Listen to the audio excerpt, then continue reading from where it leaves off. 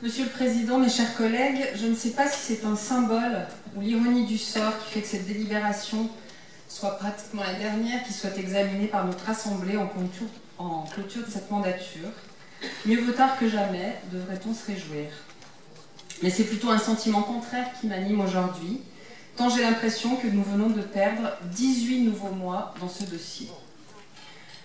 Rappelez-vous, la ZAC a été créée en avril 2018, la consultation pour choisir un aménageur a été ouverte en septembre 2018, le choix de cet aménageur était attendu pour le premier trimestre 2019, or nous voilà un an plus tard, à quelques encablures de la fin du mandat.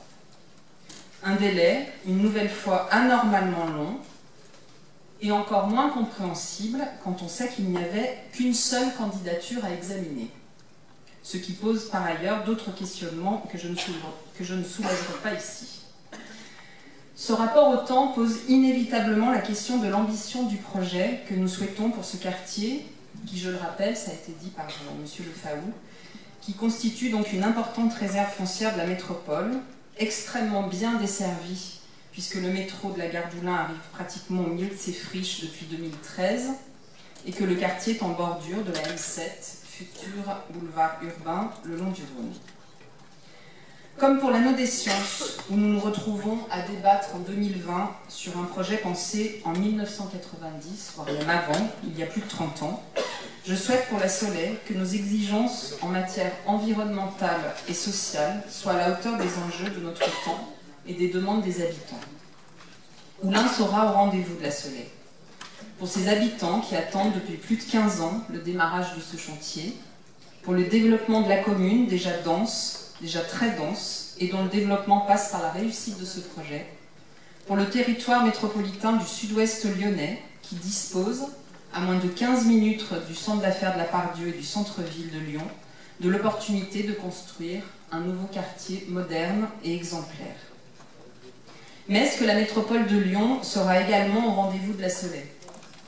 J'appelle de mes vœux que la métropole porte, aux côtés de la ville, une ambition forte et clairement affirmée en matière de végétalisation des espaces, de préservation des sols et de la biodiversité, de développement des énergies propres et de sécurisation des cheminements. Que nous soyons à la pointe en matière de méthodes constructives et de nouvelles manières de penser la ville et d'y habiter, et non dans la simple répétition de schémas passés, voire dépassés. Construisons un quartier dont nous serons encore fiers dans 40 ou 50 ans et pour lesquels nos petits et même arrière-petits-enfants nous remercieront. Aujourd'hui, au-delà de l'aménageur que nous désignons, c'est bien le futur de la métropole que nous désignons. Avec la Soleil, c'est l'aménagement de la porte sud de la métropole qui s'esquisse de Pierre-Bénite à la Mélatière.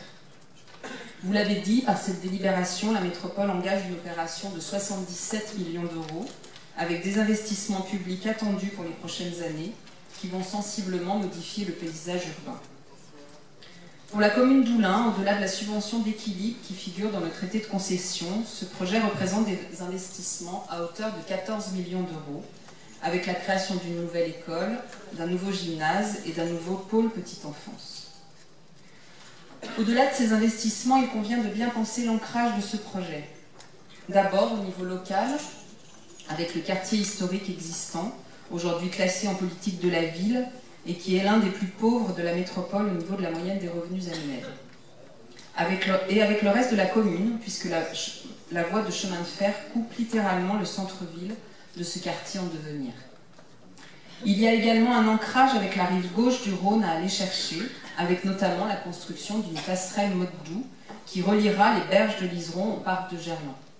La logique du cheminement permettrait tout à la fois d'apporter de la cohérence à la Via Rona, qui traverse actuellement le quartier, et de délester le nœud actuel du pont de la Mulatière. Un autre marqueur de ce projet urbain, initié par mon prédécesseur, François-Noël Buffet, est l'implantation d'un dojo régional. Cet équipement figure dans le schéma régional de développement des équipements sportifs porté par la région. Il est également soutenu par la Ligue régionale de judo et par la fédération, dont le président s'est déjà déplacé à Oulin. Ce projet d'envergure dépasse largement la sphère communale et doit trouver un écho au niveau de la métropole si on souhaite le voir aboutir.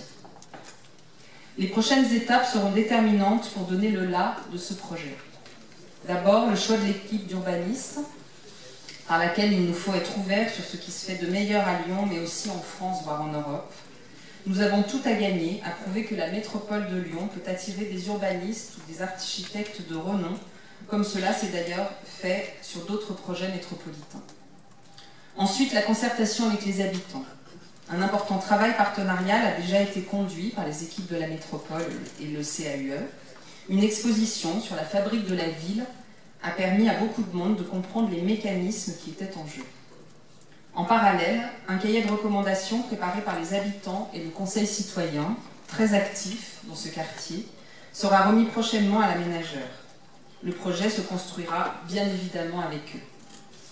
Une nouvelle étape commence pour la Soleil, plus opérationnelle. Puisse-t-elle être placée sous le signe de l'efficacité et de l'intelligence collective au service des générations futures, même si nous savons, hélas, que compte tenu des études et autres procédures, nous ne verrons pas les premières grues avant 2023.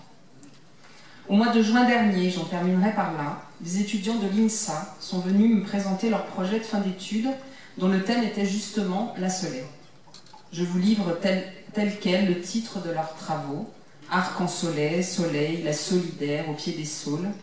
Je ne sais pas quelles notes les différents groupes ont obtenues, mais chacun débordait d'imagination et proposait des solutions dont nous pourrions nous inspirer. Alors soyons imaginatifs et créatifs pour ce nouveau quartier, mais je ne doute pas que toutes les équipes de la CERL sauront relever tous les défis que j'ai rapidement relevés. Nous voterons évidemment pour cette délibération.